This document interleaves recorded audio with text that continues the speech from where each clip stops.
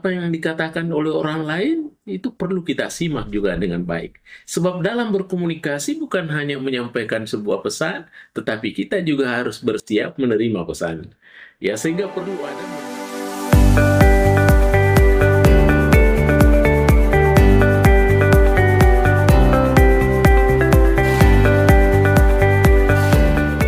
Bismillahirrahmanirrahim. Assalamualaikum warahmatullahi wabarakatuh. Para pemirsaku sekalian dimanapun berada, tentu saja saya menyampaikan penghargaan yang setinggi-tingginya karena selalu menanti salah satu channel YouTube kita, Mr. Koronis, komunikasi romantis dan humanis. Baik para pemirsaku dimanapun berada, tentu saja saya selalu ketengahkan bahwa channel kita ini tentunya selalu berbicara tentang fenomena-fenomena komunikasi, kejadian-kejadian komunikasi, atau pernak-pernik komunikasi, ragamnya berkomunikasi, tentu kita bahas di channel ini. Para hadirin sekalian, tentunya hari ini juga kami akan membahas lagi satu tajuk yang berkaitan dengan komunikasi. Ada yang disebut dengan komunikasi humilitas. Ya. Bagaimana itu komunikasi humilitas? Komunikasi ini tentunya bukan berarti bersikap lemah, atau tidak berdaya, atau tidak percaya diri. Tetapi komunikasi humilitas ini tentu adalah sebuah strategi, sebuah kekuatan yang dibangun untuk memungkinkan kita terhubung dengan orang lain tanpa ada perasaan ego. Ya, sehingga dengan demikian komunikasi humilitas ini dipadankan, ya, disamakan dengan yang disebut dengan komunikasi dengan kerendahan hati. Ya, para pemirsa sekalian, kerendahan hati tentu berbeda dengan rendah diri. Kalau rendah hati tentunya inilah yang disebut dengan komunikasi humilitas. Para pemirsa sekalian dimanapun berada, tentu saja untuk mengenali komunikasi humilitas tentu ada karakteristik-karakteristik yang dibangun. Ada ciri khasnya itu komunikasi humilitas. Kita lihat sebagai berikut. Yang pertama, ciri khasnya komunikasi humilitas itu tentu di sana adalah keterbukaan pemikiran, ya, atau open mindedness, ya, ya, keterbukaan pemikiran itu. Bagaimana itu keterbukaan pikiran? Ini adalah merupakan satu pondasi utama, ya, bagaimana agar kita senantiasa tentu dapat mendengarkan untuk mengerti, ya, di dalamnya tentunya apa yang dikatakan oleh orang lain itu perlu kita simak juga dengan baik. Sebab dalam berkomunikasi bukan hanya menyampaikan sebuah pesan, tetapi kita juga harus bersiap menerima pesan. Ya, sehingga perlu ada mendengarkan untuk mengerti. Ada keterbukaan pemikiran. Dan juga di dalamnya tentu ada penerimaan terhadap perspektif baru. Apa maksudnya? Maksudnya adalah tentu saja tiap-tiap orang perspektifnya, cara berpikirnya, cara pandangnya berbeda. Maka di dalam keterbukaan pemikiran kita harus menghargai itu. Bahwa ketika kita berbeda pendapat dengan teman, dengan sahabat kita, itu adalah sesuatu yang wajar-wajar saja. Itu namanya keterbukaan pemikiran. Yang kedua, ciri khasnya daripada komunikasi humilitas itu yang kedua adalah ada pengakuan atas keterbatasan, ya, atau intellectual humility. Ya, bagaimana itu pengakuan keterbatasan? Ya, ya, artinya bahwa ketika kita melakukan sebuah kesalahan, ya, maka kita harus berani mengakui kesalahan itu. Jangan kita kira kita pura-pura berlindung dengan berbagai asumsi dan berbagai dalih, padahal intinya adalah berlindung di balik kepada kesalahan. Ya, dalam akademik, ya, pemikiran akademik, mindset akademik, kita harus mengakui kesalahan jika kita melakukan sesuatu kesalahan. Kemudian di dalamnya juga ada yang disebut dengan transparansi. Iya, bagaimana itu transparansi? Transparansi itu artinya kita tidak boleh berpura-pura tahu segalanya. Ya, tentunya kalau ada yang belum kita paham, kita harus berani menyampaikan bahwa saya belum paham tentang itu. Saya pernah bahasakan ya di channel ini bahwa ada namanya komunikasi tahu batas.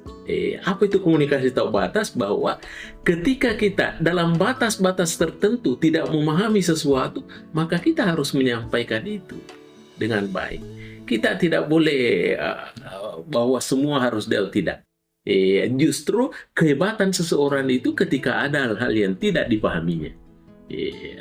Itu kesempurnaan seseorang seperti itu. Itu yang kedua. Kemudian yang ketiga adalah tentu ada penghargaan terhadap lawan bicara. Apa maksudnya penghargaan terhadap lawan bicara? Bahwa sebaiknya itu adalah ketika kita melakukan proses komunikasi, tentu komunikasi bukan hanya berpusat pada diri sendiri, tetapi komunikasi ini diharapkan juga ada perimbangan dari teman berkomunikasi kita, lawan berkomunikasi kita, yang biasa disebut dengan komunikan. Ketika kita bertindak sebagai komunikator, maka tentu kita berharap jangan kita mendominasi, monopoli, karena ada komunikan kita kemungkinan juga mau berbagi atau sharing terkait dengan hal-hal yang kita sampaikan. Sehingga di sini perlunya umpama validasi. Bagaimana itu validasi? Tentunya adalah menjaga kontribusi dari perasaan orang lain, dan kemudian juga ada kesetaraan. Apa maksudnya kesetaraan? Kesetaraan itu artinya bahwa di antara kita ini, kita punya hidup setara. Sehingga tidak ada dominasi, tidak ada yang dominan, dan tidak ada yang mayoritas. Ya, karena kita ini prinsipnya prinsip setara. Baik para pemirsa sekalian, yang keempat ya, ada yang disebut dengan pengendalian ego. Ya, bagaimana itu pengendalian ego ya? Di dalam proses komunikasi, tentu kita berusaha mampu menahan diri. Ya, kadang-kala orang bijak berkata bahwa orang yang hebat itu, ya, bukanlah yang setumpuk gelarnya, atau orang yang hebat itu bukanlah yang setumpuk fasilitasnya, tetapi yang paling hebat itu adalah yang bisa mengontrol dirinya sendiri. So ini yang bahaya. Ya, walaupun kita mohon maaf, walaupun kita berpendidikan tinggi, tapi kalau kita tidak bisa kontrol diri, itu bahaya. Ya, karena pasti akan membuat sesuatu yang unik-unik. Ya, tapi ketika ada yang berpendidikan sederhana, bukanlah yang terlalu tinggi, tapi mampu mengontrol dirinya, mampu mengontrol emosinya, justru itulah dikatakan dia hebat. Ya, dia bisa meredam keinginan untuk menang, umpamanya. Ya, makanya fokus komunikasi di sini adalah tentu sifatnya berbasis solusi dan koneksi. Ya.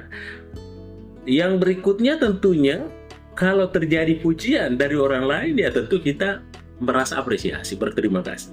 Tetapi ingat bahwa kita juga harus bersedia untuk memuji orang lain. Harus ada balance ya. Tidak boleh bahwa hanya orang lain yang disuruh memuji kita, sementara kita tidak pernah memuji dia. Hidup seperti itu ya. Sehingga ada seperti itu. Kemudian yang kelima itu, para pemirsa sekalian, yang kelima itu adalah perlu ada empati. Ya. Apa itu empati? Kita harus hadir di sana secara mental dan emosional pada saat berinteraksi. Apa maksudnya? Maksudnya adalah empati itu artinya ketika kita mampu menghadirkan bahasa tubuh yang ramah. Bagaimana itu bahasa tubuh yang ramah? Menjaga kontak mata, ekspresi wajah, ada sesuatu yang hangat dipancarkan, dan di situ juga ada posisi keterbukaan, bukan posisi tubuh yang tertutup itu ya. Sehingga ujung-ujungnya itu tentu ketika kita menghadirkan bahasa tubuh yang ramah, maka pasti di sana ada sebuah kesabaran. Bagaimana itu kesabaran? Kesabaran itu adalah memberi ruang bagi orang lain untuk menyelesaikan apa yang menjadi persepsinya tanpa harus dipotong. Kita harus bersabar menerima itu. Namanya kawan, sahabat kita, kawan komunikasi, dia komunikan kita. Tentu ada kesiapan, kesabaran, dan bahasa tubuh yang ramah. Para pemirsa sekalian, jadi intinya itu bahwa komunikasi humilitas itu adalah tentu bagaimana mengubah ya, yang tadinya hanya sekadar dialog, ya, pertukaran informasi, tetapi juga tentunya di sini adalah terjadi membangun relasi yang ujung-ujungnya adalah lahir yang namanya solusi bersama. Ada sesuatu yang solutif. Baik para pemirsaku sekalian dimanapun berada, saya kira demikian informasi yang terkait dengan komunikasi humilitas. Ya.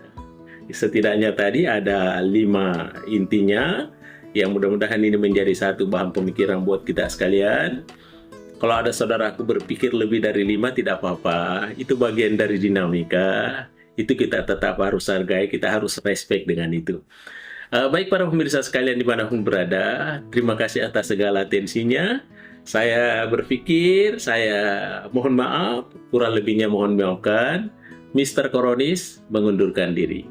Assalamualaikum warahmatullahi wabarakatuh. Mr. Koronis.